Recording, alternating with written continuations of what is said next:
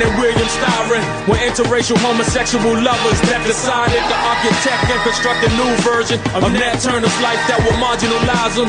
Damn, James, how you do that? Team up with a cracker to downplay what Nat did, put an axe to the master. You knew what Nat Turner meant to blacks. I read your poems, you had your hands on the pulse of the people. It seems that Nat Turner represent the dangerous road before Martin King. Maybe you should review the roots, a literary genius. Why'd you let this William come between us? Nat Turner lives and he'll always be seen as the meanest slave ever, the cracker beheader. Am I wrong for fighting this 10,000-pound gorilla in the song? Bring it on. Am I wrong for fighting this 10,000-pound gorilla in the song? Bring it on. Am I wrong for fighting this 10,000-pound gorilla in the song? Bring it on. Am I wrong for fighting this 10,000-pound gorilla in the song? Hotep, African family, Hotep. You are live. Tonight is Sunday, October 4th, 2009. This is the Children of Southampton show coming to you live from the 900 AM WRD studios right here in Philadelphia. You are live with just the Nefertari. And family, we got a lot to talk about tonight. Tonight we had scheduled the master teacher Ashwa Kwesi. However, unfortunately, due to inclement weather, some really bad weather going on in the Texas area down in Dallas, where him and his queen are located and based out of, and they have their in-laws are coming into town on a flight. And they have to make sure they get to the airport and trying to get back, and they're not going to be able to join us at this time. It was just unfortunately, because of the weather, kind of pushed everything back, and the flight was late. No, you know how it is, family. We know how we do down at the Philadelphia airport. So I know all of us have experienced that in bad weather. So we look to have him rescheduled at a later date. We hope that they get home safely. They are trying to make their second interview. They have a second interview scheduled from 8 to 10 tonight, out of DC. It's a station on WOLDCnews.com, and we'll give you more about that as well on the War on Horizon show. So they're going to try to get back home in time to do that show. We didn't want them to do the cell phone thing and be trying to drive and talk on the cell phone at the same time. So that being said, we do have a guest coming into the studio now, Brother Haki Ami from Baltimore. He is the brother who was bringing in Ashwa Kwesi to Tubman City. We call it Tubman City. To Tubman City on October 17th, just a few short weeks from now, to do a lecture on the African origins of civilization. Brother Haki is on his way. He's coming to us now. He just let us know. He just is a few blocks away, so we're going to give him a few minutes to get into the studio. But that being said, family, we have a wealth of topics to talk about today. And you don't want to miss this one. There's a lot going on, family. And just for a second, I want to bring something home to you. I'm sitting here. A lot of times I come into the studio, most times, I come into the studio early. Just so I can kind of get my mind right, get all my thoughts together and just mentally prepare for the show. And I was sitting in my car just a little while ago. And right across from the studio, there's a mural. Anyone who's been to Philadelphia knows that our city is known for beautiful murals throughout the city, painted on buildings, on the side of the road, different artistic works displaying different people, depicting different scenes of American history, or just depicting different people who have been prominent in American history. And right across from the studio, literally, you can sit in your car and just look on the wall opposite the studio. There's a mural that depicts the story of when the Europeans first landed here in this country, and it shows them with a long contract, a long scroll contract. And it's about maybe 3 or 4 Europeans, they dressed in their big hats and their blouses and everything. And they're standing across from the Native Americans, the natives. And the natives are standing there, the women and the children, they're all there. And they're looking at this document. And in the far off distance, around the corner from where this meeting is taking place, around the corner, around the cliff, there's a picture of a big ship. Reminds you of those slave ships that they brought us here on. But there's a big picture of a ship just coming into the harbor. And the Europeans are standing there with they're standing there with this long contract, and they also got these blankets in their hand. See? And you'll see a number of the Native Americans draped in the blankets. They have the blankets draped around their bodies. There's even a couple of babies who are wrapped in the blankets. You have a scene of one of the Native Americans standing there talking to a few other Native American men, and he has blankets in his hands as if he's about to give his brethren some of the blankets. And it reminds me of the story of how the European tricked the natives and gave them blankets filled with smallpox. And how this smallpox infected not only them, but also it infected, their entire population, and it made the women and the children and the men sick, and many of them fell deathly ill.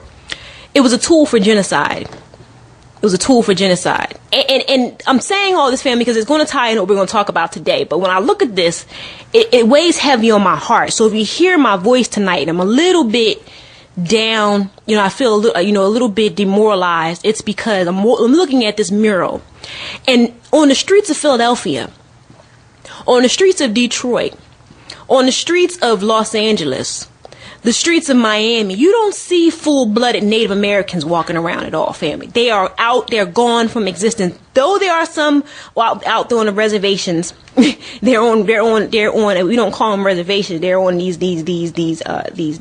death camps is what they are.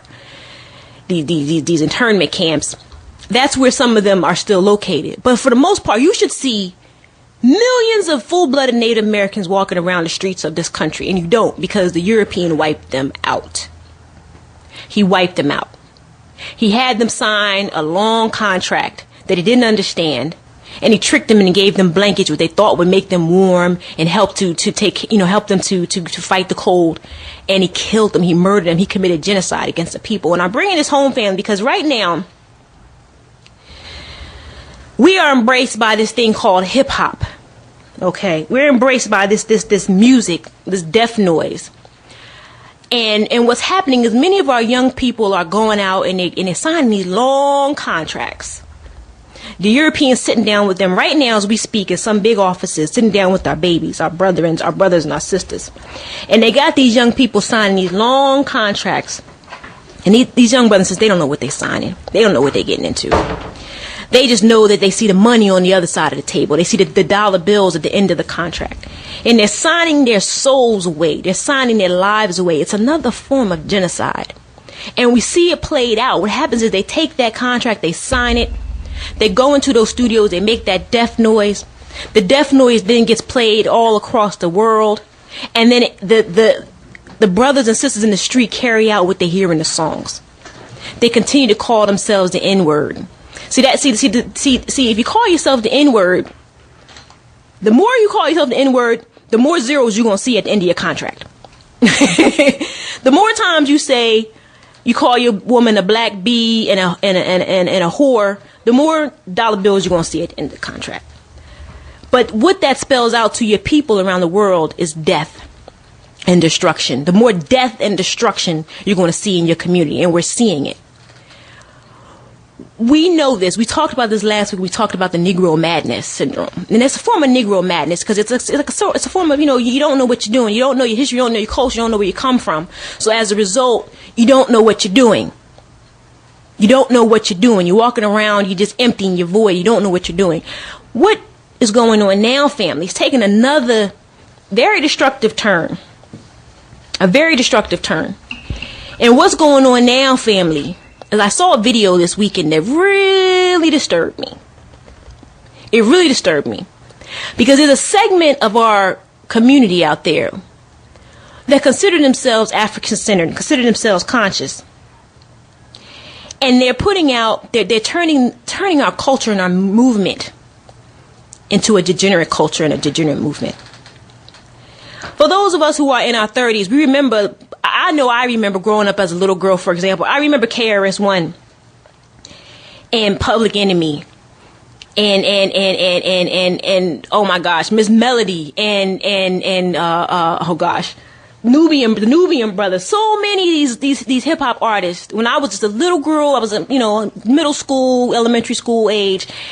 And they were talking about self-destruction. You're headed for self-destruction. And we walked around bobbing our heads to that, and we held our heads up high. We pumped our fists. You know what I mean? We pumped Public Enemy told us to have pride in ourselves and told us they helped us identify who the enemy was, what was happening to us. I remember the song, and Brother Haki Ami, the Honorable Brother Haki Ami, just joined us in the studio here. Hotep brother. Yes, greetings, Hotep. You can help us, brother. Help us. What was the song that came out when we were younger? It talked about don't push me 'cause I'm close to the edge. I'm trying not to lose Brothers my head. That was before that. That was before that. That was oh God. Any of the calls out there who can remember, y'all know what I'm talking about. But it was talking about don't do drugs. If you selling drugs to your people, if you disrespecting your people, you are nothing. That is not uplifting. It doesn't make you it makes you nothing. It makes you a traitor to your people, an enemy to your people. And I remember this growing up, and that's how I embraced hip hop, the hip hop culture. But then it was a quick turn. It happened in my early years. Oh, brother, the brother just told us it was Grandmaster Flash. Thank you for that, brother. The Grandmaster Flash. Yes. I was a little girl. Don't push me 'cause I'm close. You say that over and over and over again. It becomes a part of who you are. You understand what I'm saying? You begin to act that out. So you have dreams of doing different things. You couple that with watching something like, for example, The Cosby Show in a different world. And a little girl like me starts to dream about going to college and becoming a lawyer and doing something for doing better for myself. But then you had then you had another segment that came out called NWA, Ends with an Attitude. And Ends with an Attitude, they came out with a whole different thing, see? And they tricked us because it looked hardcore. It looked the same like Public Enemy a little bit. They had the same type of passion and anger. But their passion and anger was directed inward. It was directed towards self. And we embraced that because they tricked us really quick. They were calling us the ends. They were talking about drinking 40s. They were talking about shooting each other down in the streets over colors. And we embraced that, family. And what we're talking about here is how we can be tricked into a degenerate behavior and a degenerate culture. Now what we have in this hip hop is completely it's 1,000 times worse in terms of what's being pushed in mainstream. But there's a quiet movement that's happening in the undercurrent in terms of the so-called African-centered population. And I saw this video, and I want you, family. First, I was torn, between whether I wanted the family to go out and look at this video on YouTube because it's very disturbing, very disturbing. The video is called "You the White Man's B." It's a sister, and she's doing this song called "You the White Man's B." And when I watched this video, it tore me apart because one of the first things she says is, "I want to end like Malcolm X. I need a real end like Malcolm X."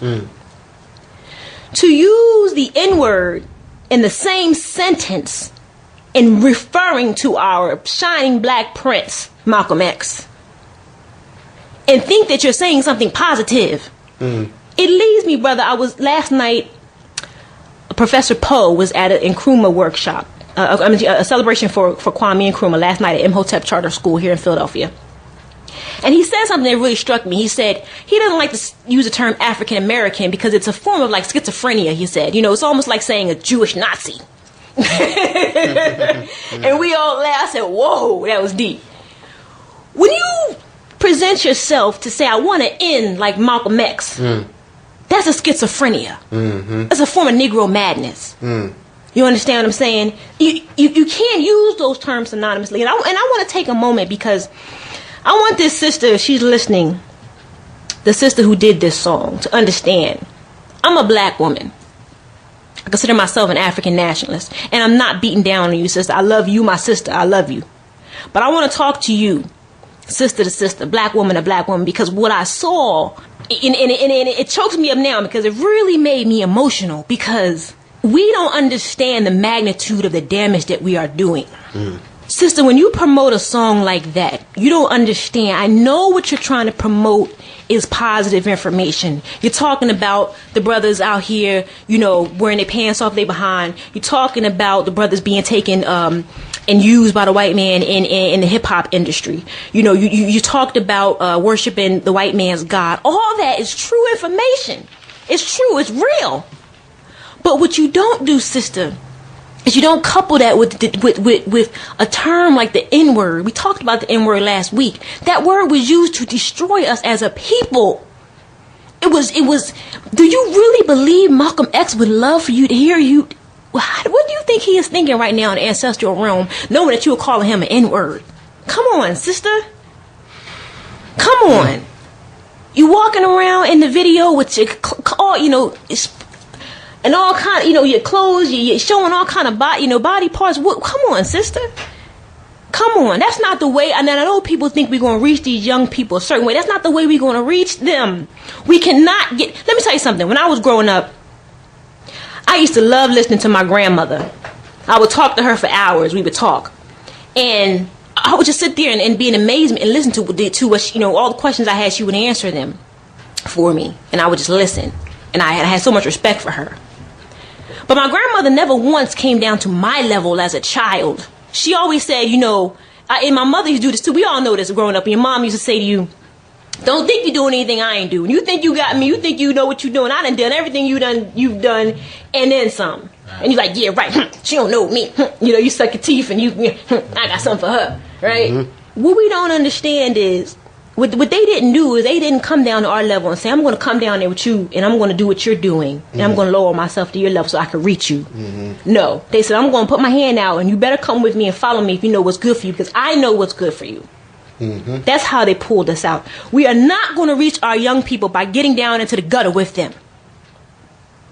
When I went to ancient Kemet in our history and our culture saved my life. It's a sacred thing for me. It's a sacred thing for me. It saved my life. When I see somebody putting out a video like this sister put out with images of our ancestors and you using all type of language and the whole song is laced with the N-word. 1 minute you calling the white man the B, but in the same song you're saying that you trying to use the N-word. You use the N-word to say you want a real N like this. You want a real N like Huey P. Newton. Come on now. You got to get out of the gutter. You can't stay in the gutter to save people. You got to reach your hand down and help pull them out of the gutter. You don't get down in the gutter with them. That's not how we're going to win this war. It's not. And I'm coming to this sister. I'm not attacking you, sister. If you're listening, I'm not attacking you. This is not an attack. This is your sister coming to you with love. We've got to be stronger. We've got to be stronger than this. And Brother Haki, you can jump in anytime you want here, brother. I know I'm going on, but it's a passionate thing for me to see this happening to our youth. You understand? And I don't blame just the sister, because hip-hop and the brothers have given us the okay. This hip-hop generation, a lot of the brothers out there have given us the okay to call ourselves the N-word, to call our sisters bees and hoes. And I said it, I didn't mean to slip and say, but to call ourselves these names. They said it's okay, because I'm going to call you this, so now you can in turn call me the N-word. You know what I mean? You go on the street, you talk back, back for brothers, and they justify using the word. So I don't blame the sister 100. I don't blame, but I'm trying to reach her to pull her out of this. You understand what I'm saying? We're dying out here. Right.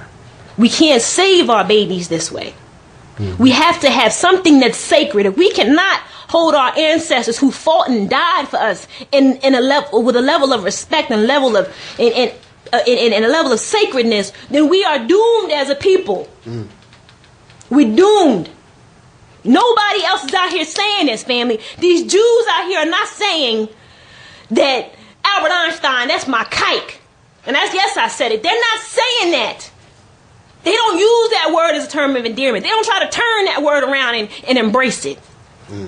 No people on the planet Earth does this except for us. It is self-hatred. You cannot justify it. You cannot justify it. And it upsets me because I'm reading all the comments on YouTube, and the people are saying, "Oh, this sister is so strong. This is a strong song. Oh, you ghosts, this is real. You know what I mean? And this is hardcore." What? I can't believe what I'm reading when I know there are people out here like for example, Kush the Black Unifier and Positive Comedic Vision. They pushed a whole decency movement. They have a whole calendar talking about being decent and decency.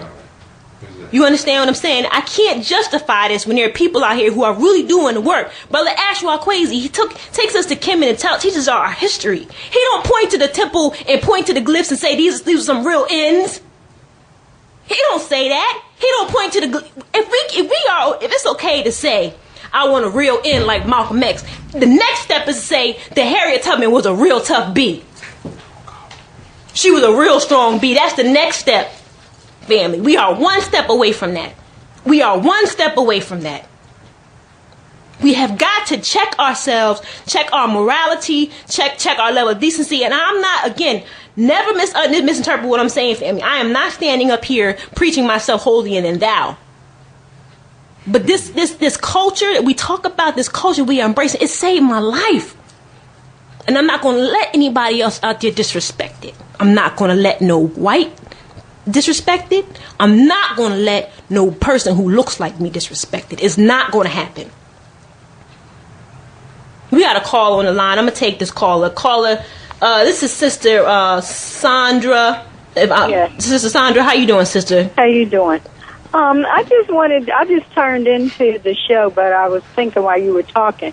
I mean, what are we going to do when we see Jay-Z on Oprah disagreeing with her about the N-word? They agreed to disagree about the N-word, and I think most people know how Oprah feels. She feels the same way you do about the word, and I do. Then you have him and what's her name? Beyonce's father, black men, and him holding her up as an image, and all these young girls want to look like her and shake their behinds and don't wear any clothes. So what are you going to do? I'm saying I'm with you on everything you're saying, but it doesn't seem as though people understand, the young people understand what they're into, how they want to look. They don't like themselves. They buy all this hair and weave it in and whatever they do, and then they want to wear nothing on their bodies when they're in the street showing all the skin. And if you say something to them in a helpful way, they get an attitude.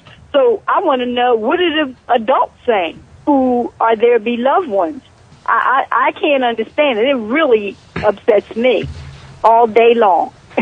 All day long. So I'm just bringing in that point. I'd like you to comment on that. I'm going to hang up. Oh, sister, we appreciate you for calling in, and definitely we also want to say please call in again for future shows. And you're absolutely right, sister. You're absolutely right, because one of the problems is, sister, is that the adults are just as bad. The adults are just as bad, sister. Because let me tell you something. What I noticed, because like I said, it wasn't too long ago. I don't wave and point my finger in people's faces and say, you know, and try to judge them too hard. Because it wasn't that long ago that I was out there dressing myself inappropriately. And what it took from me, sister, it took a strong black man to come to me and say, you know what, sister, I'm be straight up with you, dressing like a whore. And I had to sit my behind down and swallow that pill hard. I had to swallow that pill hard because I said, what? But I had assumed that I was dressing a little bit more, you know, adult-like, because I was shopping at, you know, some of the more expensive stores. You know, I wasn't down shopping at some of the little stores that my nieces and them were shopping. I was shopping at the so-called grown woman store. Oh, no, I'm a professional woman. I dress, you know, appropriately. But I had to take a hard look in the mirror and say, you know what? I do try to show my breasts. Every shirt in my closet is a V-neck shirt. All these pants in my closet are a little too tight. These skirts are a little too short. It started with me looking at myself, but it also, more importantly, started with somebody telling me, somebody who I respected too, let me add that, somebody that I respected giving me the hard and honest truth. And what's happening is a lot of our family out here, a lot of brothers and sisters, they in the same realm. Let me just take it right here. When I remember when I was out clubbing, still in my clubbing days, and it was in the early 2000s, and people were wearing the basketball jerseys. That was becoming cool. You wear these big old basketball jerseys and your Timbs. You know, the brothers were wearing that. And, we'd go to the club, and the club no longer was dress up. It was you wear your basketball jersey, Tim's. That was dressing up.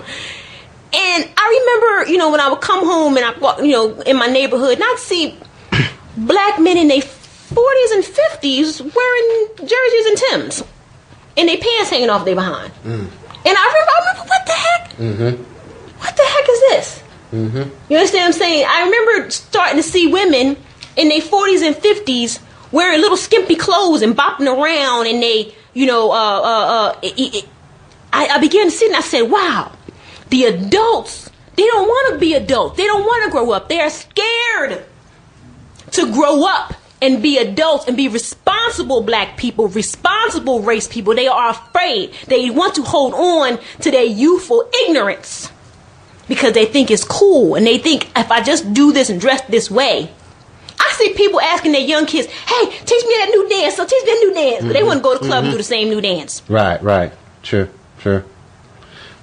Well, sister, bottom line, and I know we have another caller, but this is Brother Haki Ami. Pleasure to join you here. Bottom line is that we first have to start with people we have. There's what is called the center of influence, and there are persons that have various levels of influence, but the bottom line is that we have to start with our families first. The reality is that we can only influence a certain amount of people, and of course with this mechanism that we're on right here, we're able to speak, though it takes, the social forces are so powerful, where there was a study at one particular time in the 1950s who influenced people the most, and it was family, church, parents, and then they brought that study up to the 1980s, and it was peers, hip-hop, television. You see, so the reality is that the minds of our people are totally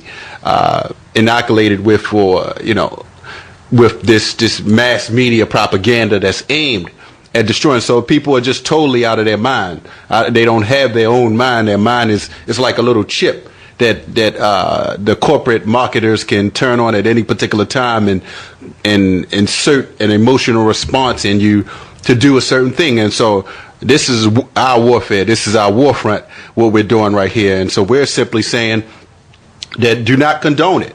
Do not condone this type of behavior.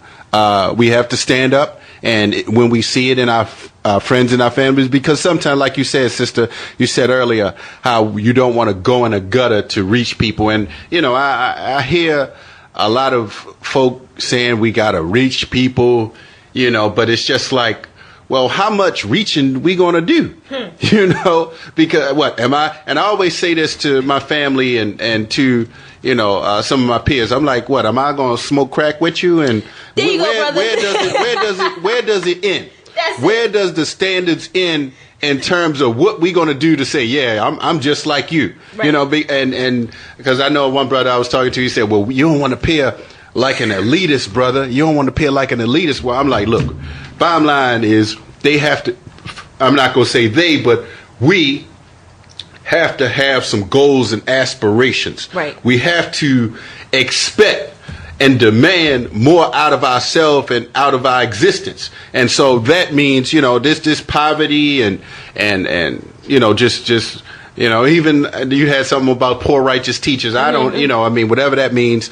I'm not trying to stay poor in any means. No African people should not attempt to stay poor. We shouldn't glorify it. And so that's a part of it. The psychology of self-defeat, the psychology of poverty, all of these forces, with a culture, now a hip hop culture that's not even controlled by us. And so we have to put it out there, and, folk gonna have to grow up. Bottom line is you 35, 30 years old, you shouldn't be walking around with tennis shoes and sports memorabilia on like you own some stock in a company. You fool. So that's what we have, brother. And you're so right. And Brother Sharif, hang on the line for us 1 sec. We're going to write to you, brother. But you're so right, brother. I thought about that analogy. I'm so glad you said that crack analogy. Because I thought about that earlier. I said, we talk about getting in the, if we're going to get in the gutter, if that's the way to reach our people, then we might as well go out to the crack houses and sit down and smoke some crack. smoke some crack, and say, I'm with you here. I'm feeling what you feeling, you know, cause, you know, we both, I'm feeling you, so we're gonna help. No, that's not how it works. Mm-hmm. That's not how it works. Right. And I know the young people want to embrace hip hop because we did it when we, you know, those of us who grew up in the hip hop generation, you know, it's all I grew up on. You know, I'm a child of, you know, I was born in the 70s. It's all I grew up on. I understand that. And at one point I was, you know, of the mindset that we needed to just destroy it, give it up, and just be done with it. But I understand that it's hard because it is something that we created. And it's like, the people want to still bring different versions of it. When I started hearing music like United Front, and when I started hearing music like, you know, we played in the beginning Southpaw song, you know, Brother Southpaw out of DC. When I started hearing people like Brothers Keeper, what I realized is that it's not hip hop in itself. It is hip hop in terms of the industry that is garbage, but it's not the musical form. It's what we do with the musical form.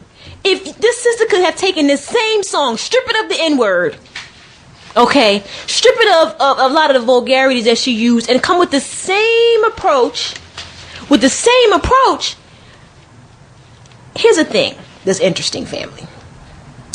Like I said, go to look up what is it? Mind Cups. There's Mind Cups. I'm sorry, I just got to throw this one out there. It's Mind Cups. There's one I know that's a good video on YouTube, and watch that. Now, Mind Cups, I think, excuse me, may have about maybe 2,000 hits. This sister's video has like about 16 or 18,000 hits. The remix version has about 16,000 hits. Again, the more you say the N-word, the more you say you calling people B's and H's, the more people respond. You understand what I'm saying? They respond to that. A degenerate people respond to that. Exactly. A degenerate people respond. You got to weigh what you're getting. You understand what I'm saying? Jay-Z is looking at his dollar bills. And he's saying, I'm getting all this money over here. Forget what you're talking about. This is what I'm making. I'm making all this money. I'm not going to stop saying the N-word. I'm not going to stop talking about drugs. I'm not going to do this and that because I'm making all this money over here. Forget that. I'm paid. Right. Beyonce is going to stand up there. She will say, I'm not going to stop showing my body. I mean, I saw her on the BET. No, what was it? The Essence festival down in New Orleans. It was on TV. And she had basically nothing. Maybe bra and panties. Basically what your mom had on, bra and panties. She's not going to stop that because the people are going wild in the audience. They loving it. But a degenerate people are loving it. Exactly. You're selling your soul. Let's go to Brother Sharif. I know he's been on the hold for a while. Brother Sharif out of North Carolina. How you doing, brother? Hey, Hotep family. Hotep, Brother Sharif. How you doing, Brother Haki? Good. Hey, sister, I'm glad that you took on this topic. I know we had a little change in course, but proud of you on taking on this topic. It's not going to take much of your time. I think until we get together and develop our own schools and catch our young people at an early age, this isn't really going to stop, because as long as we're integrated with these demons, they're not going to teach us right, and we have to try to get back to the society that we had out in Tulsa back in the 1920s, where we had a 36-block radius of our own businesses, spiritual places, movies. Until we educate ourselves and our young people from a young age and come together and knock down all these walls that we have, they're going to continue to be miseducated. So I was just wondering if y'all could, give some more insight on that, because you guys are right on point that it's catching them early, and they're not going to tell them not to do it because they see the destruction, and that's what they're in place for, is to keep us down, to keep them in power. And Obama, that's not going to be the difference. Everyone is worshiping him, and that's about making me sick. Brother, that's a whole show in itself. But you're right, brother, because, and I thank you for your call and thank you for your comments, Brother Sharif. I love when you call in and show the support. You always right on. We do have to start with the young. There's another video on YouTube, and I'm not a big YouTube fan, but when I get some good stuff, You know, when it moves me, I got to speak on it. Here's some positive stuff for you, fam. I know we're talking about negative stuff on YouTube. It's an 11-year-old boy out of Tubman City. You're down in your stomping grounds, brother. That's right. 11-year-old brother, young, strong brother, who has an anti-N-word campaign going on. It started in his church. They were doing a speech, oratorical contest, and he wrote a speech about abolishing the N-word. And the young brother has, if you go on YouTube, you type in 11-year-old and N-word, it should come up. You'll get to see his speech that he did. This brother has now been on CNN. He was just on CNN the other day talking about why he felt, that we should abolish the N-word. And he did a beautiful job. First of all, family, that's where what is his parents doing? Take note. Because he's 11 years old, and he's taking a stance and saying that we have to abolish this word, and here are the reasons why, the pain and the horror that this word has the history that this word has for us. We need to abolish it. Now, at 11 years old, what I want to talk to this sister out there who did the other, the white man's B video. What's her name? Her name I didn't want to call out, bruh. Let's come on. Aisha Segment. All right, wherever you from, Aisha Segment, we want to know who you are and why you do this. Call in. Call in if you want, so we can talk. You can get your perspective. Again, sister, are you going to tell this 11-year-old boy that he's wrong?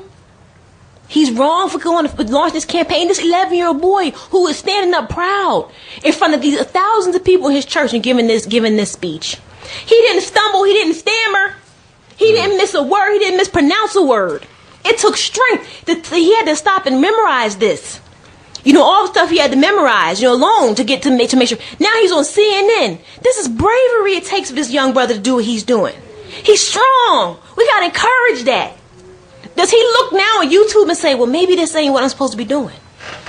Maybe I shouldn't be fighting this. See, we got to encourage it this way. This is what we want to bring. This is how we want to bring the youth up. Somebody's reaching that youth. Don't tell me you got to get in the gutter, because somebody reached him. And he didn't get in the gutter. So it is possible. It is possible. We're going to take a quick break because we want to play a commercial, family. We're going to take a quick break. We'll be right back with you. We got to handle some business. We'll be right back with you, family. The Transformation Network would like to invite you to an event with Master Teacher Aswa Kwesi speaking on the African origins of Christianity, stolen religion from Egypt and Ethiopia. Location, Forest Park Senior Center, 4801 Liberty Heights Avenue. Saturday, October the 17th, 6 to 10 p.m. Topics include the historical Jesus and the mythical Christ, the ancient African meaning of Christ, the First World Order by Roman Emperor Constantine to destabilize African people's religious concepts. That's Saturday, October the 17th. Tickets are $15 in advance and available at Everyone's Place bookstore. Call Asafo Haki Ami at 410-209-9687 or go to www.harambayradio.com. That's Saturday, October 17th, 6 to 10 p.m. For more information, go to www.harambayradio.com or call 410-209-9687 or check us out at the web at www.harambayradio.com. Negro. The Transformation Network would like to invite you to Noor, Nero, Mahogany, Ebony, Nubian, Black. All of these words have the same meaning. Negro is a Spanish noun, descendant of the word Niger meaning black. Somewhere in history, it was translated to the N-word by those who referred to us as economically, politically, or socially disenfranchised. Instead of the kings and queens, princes and princesses that we really are. We are descendants of the continent of Africa. Countries like Niger and Nigeria hold our rich heritage. Unfortunately, this misinterpretation of our heritage has been perpetuated among our own race. Rather than obliterate this disrespectful term, we have adopted it as a cultural phrase. You've heard it. What's up, my N-word? Or maybe you said it. Get out of my face, N-word. So why have we taken this word to use it in our everyday language to communicate to or about ourselves? Let me dispel the myth. As a people, we are neither economically, politically, nor socially disenfranchised. 56 years after the Emancipation Proclamation, there was an emergence of blacks who capitalized on their God-given talent. Embodied with the character of self-dedication, they joined together to make a new movement. The New Negro Movement, to be exact. And if this name doesn't ring a bell, then you might be more familiar with the Harlem Renaissance, a band of writers, actors, musicians, poets, and inventors came together for a new beginning. This explains Renaissance, which means reborn. People like Jazz-Bo Brown, the name synonymous with the introduction of jazz, Duke Ellington, a jazz musician, Marcus Garvey, a civil rights activist, and Langston Hughes, a poet laureate. So who you calling the N-word? We have held such coveted offices in the history of this nation, and affirmative action had nothing to do with it. According to the definition, an N-word will never be a lawyer, a doctor, or a teacher. Yet many African Americans thrive in these industries. We have held such esteemed offices as chairman of the FCC like Michael Powell, Joint Chiefs of Staff like his father Colin Powell, Commander-in-Chief of the United States of America like President Barack Obama. Oprah Winfrey would never have the success she experienced or the distinction of being the richest woman in America if she had allowed a termination from her job to economically disenfranchise her. Instead, her presence is required in the most elite social and political domains. So I'm sending a message to everyone who knowingly or ignorantly uses this word to describe our people. Whether you're a gangster rapper who uses it to communicate with your boys, or someone who looks down on those of us who haven't got a college education. Whatever the case, it's time to discontinue the use of this word. It is implausible that 40 years after the assassination of Dr. Martin Luther King Jr., and we still use this word that holds no worth in our lives or our future. So I'm petitioning you to join me in deleting this word from our vocabulary as a people, as a nation, and the world. I'd like to add a stanza to James Weldon Johnson's Lift Every Voice. Lift every voice and cry till the N-word has died.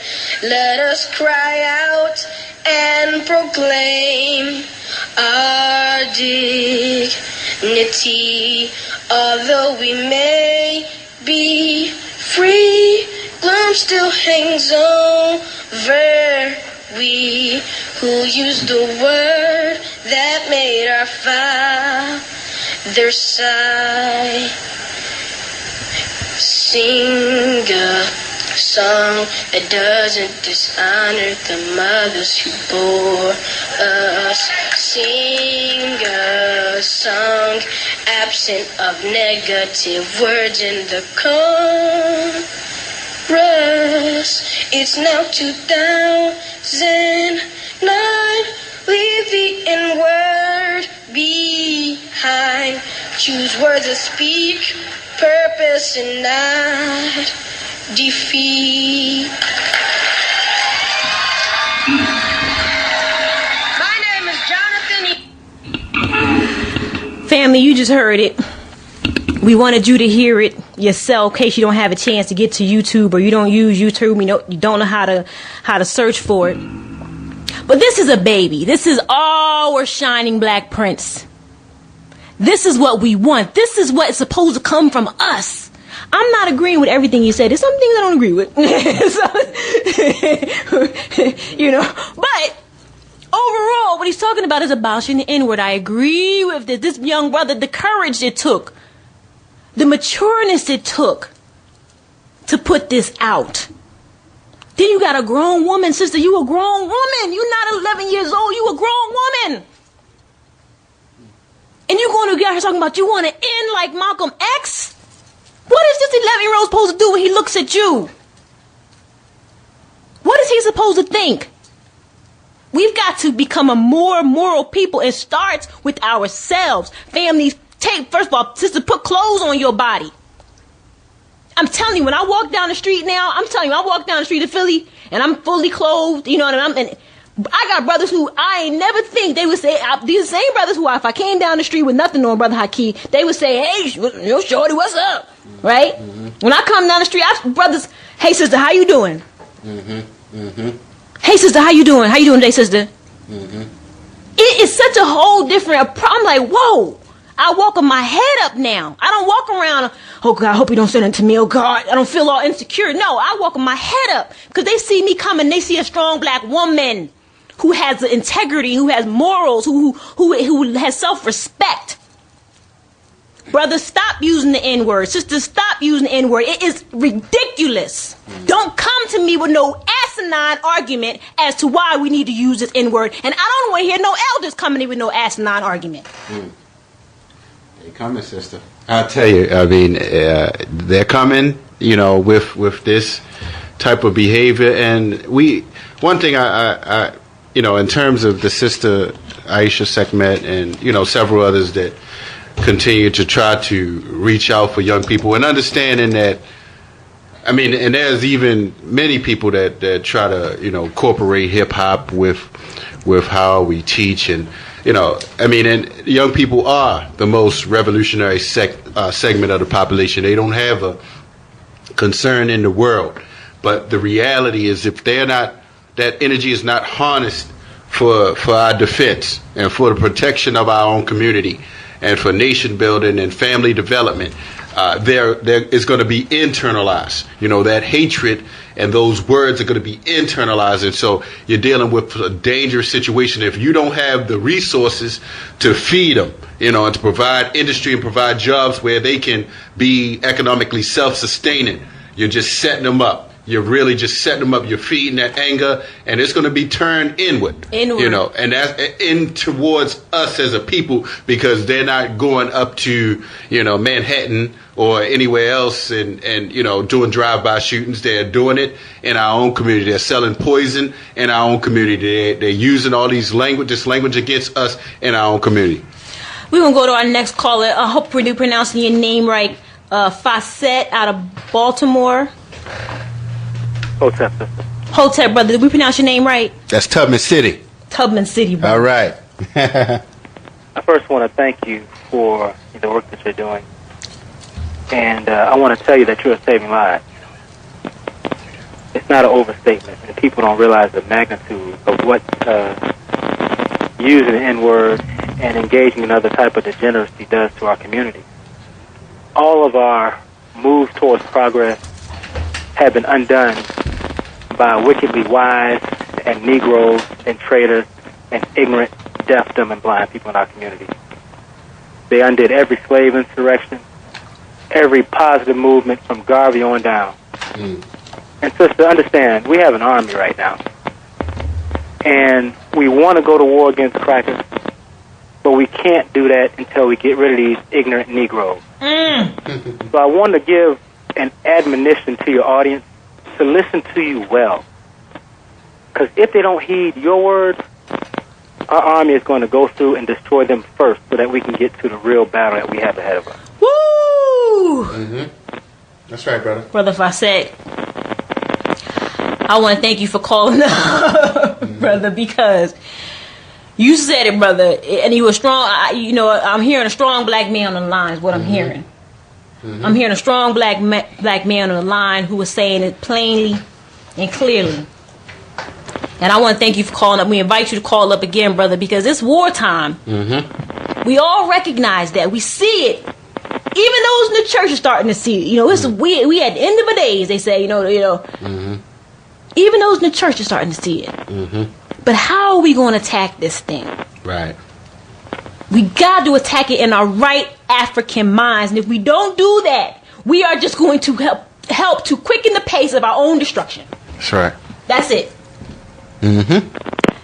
And brother, we want to thank you. We want you to call in again. We got one more call we're going to try to take before we have to wind the show down. Brother, again, thank you for calling. Hope you call in again. Next caller is Sister Terry out of West Philly. Sister Terry, are you there? Yes, I am. Thank you so for patiently holding on, Sister. We do apologize. It's a passionate discussion. No problem. We have to have more patience with each other as black people. Yes, and I just wanted to say peace to you and our brother there. Yes, greetings, sister. Yes, peace and greetings to you also. And I'll make it quick because I know your time is winding down and I have so much to say. But first of all, I enjoy your show every week, my sister. And I enjoyed that song you just played earlier. I like the wording. Oh, thank you, sister. Yeah, they word that real nice. Our brother, the violence you were talking about in our neighborhood, that's what prompted me to call with our people. And a lot of it, I'm with you, my brother. A lot of it, I believe, is mind control. And, well, first of all, our people will perish from lack of knowledge. I've always believed that. Of self. I don't mean knowledge of, George Washington and them. I mean knowledge of self. But mind control, getting back to the mind control. First, the music, the video, the rap sister was talking about. C. Dolores Tucker, may she rest in peace. That sister was right on it. She saw the damage coming way back before she died with that rap music. And them videos also. And the little boy that killed the little girl, Destiny, back in the 90s and took her in the shopping cart and took her out in the park. And he was in the room, little young teenager, looking at them videos, some old nasty videos, and got a little hot, I guess, and went and raped that little girl. And then the girl was going to tell. She was only 9, 10, and raped her, and then he killed her. So I believe all these things, videos, the rap, all of them is mind control. Also, my brother and sister, the food, the air, the water. Right. I think that stuff is in the hugs our children drinking every morning. Exactly. It's in the air, it's in the water, because we're acting really completely out of character for black people. Right. Also, those helicopters that come in our neighborhoods, I watch how they stand, and they'll come and stay in midair for about 10 minutes in our neighborhoods up over our buildings and stuff, and then they'll stay there in midair for about 10 minutes, and then they'll fly away. What do we know what's coming out of those, what's coming out in the air from them? Right. Also, the symbols when you go through City Hall, those gargoyles. Yes. I have a habit of looking up. Me too, sister. That's how come I see them satellites beaming all back up to the sky, telling all our business. Because I looks up and see them satellites on them poles. And I have a habit of looking up. Also, I look up as I'm walking and talk to the Creator, because it's real dangerous out there now. And I see them gargoyles. Yes, Sister Lather.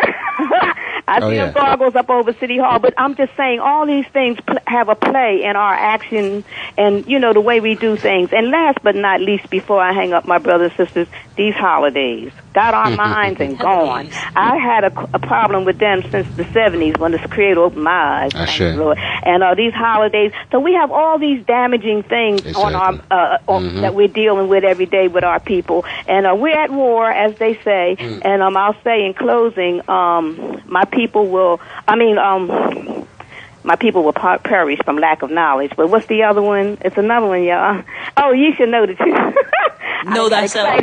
You should know the truth, my people, really seriously. Yes. You shall know the truth, and the truth shall set us free. Absolutely. When we wake up and see all these things and understand what's going on, we'll be a free people. But the problem is trying to do that. That's what we got to work on. Thank y'all. Sister Terry, thank you for calling in from West Philadelphia. Please call in again. We definitely love that, the encouraging words, and we look forward to talking to you again, sis. I sure will. Thank you. Peace and love. Peace and love. Family, this has been a real show, real talk. It's a lot going on out here. The sister just dropped so much information. It is mind control.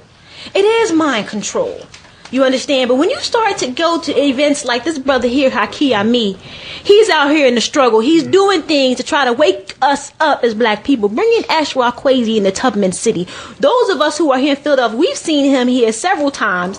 We know him. A lot of us are going down on a trip to see him on October 17th in Tubman City. Brother, can you give the address? Certainly. That's going to be at the Forest Park Senior Center. That's Baltimore now for sister. So for brother Rafet, brother, if you're in Baltimore, definitely on October the 17th. I don't want to get them confused. Yeah, we try to rename our cities. It's Baltimore. Tubman City, but that's October the 17th. We're going to have Master Teacher Ashwa Kwesi, and he's going to deal with the African origins of Christianity. It's going to be from 6 to 10 p.m. I'm going to give out a website, www.theultimateliFechange.com. That's www.theultimateliFechange.com. So go to that, check that out for more information on Master Teacher Ashwa Kwesi. Definitely, family, and let me tell you something. I've traveled with Baba Kwesi and Mama Kwesi several times to Kemet. Again, it saved my life going to Kemet and into Ethiopia. He's going to be talking about the African origins of Christianity. Right. This is our sacred knowledge. Mm-hmm. We've got to hold our culture as the most. It's all we have is to hold this thing. It's you know the Jews, they go to the Wailing Wall and they hold that thing sacred. The Muslims, they go on a pilgrimage to Mecca and they hold that sacred. Mm. You understand what I'm saying? We have to hold the history of our culture and our people sacred to us. Embrace it. Don't let anybody disrespect it. Don't let anybody call it out his name. You gotta come at them and correct them. The same way we gotta come at these kids and correct them when we see them doing wrong. We can't be afraid. I know sometimes we get scared because the kids out here now killing us. I know that, family. I know it. But if we don't take a stand and say, I'm not going to be afraid of these children. I'm going to teach them. I'm going to teach them everything that I know. I'm going to help them get into their right African minds. That's how we can begin to win. Just talk to them. But don't get down on their level. Don't get down on their level. They are lost. If you were lost out in the wilderness and you needed water, you're not going to follow somebody here. I'm lost too. I'm just like you. I'm lost. You're going to follow the person who say, no, I'm not lost. I'm from this area. I can show you exactly where the water is. Let's go this way, brothers and sisters. You won't do that. You don't follow lost babies. They lost. We have to save them. We have to be an example for them. That's what we're trying to bring to you today.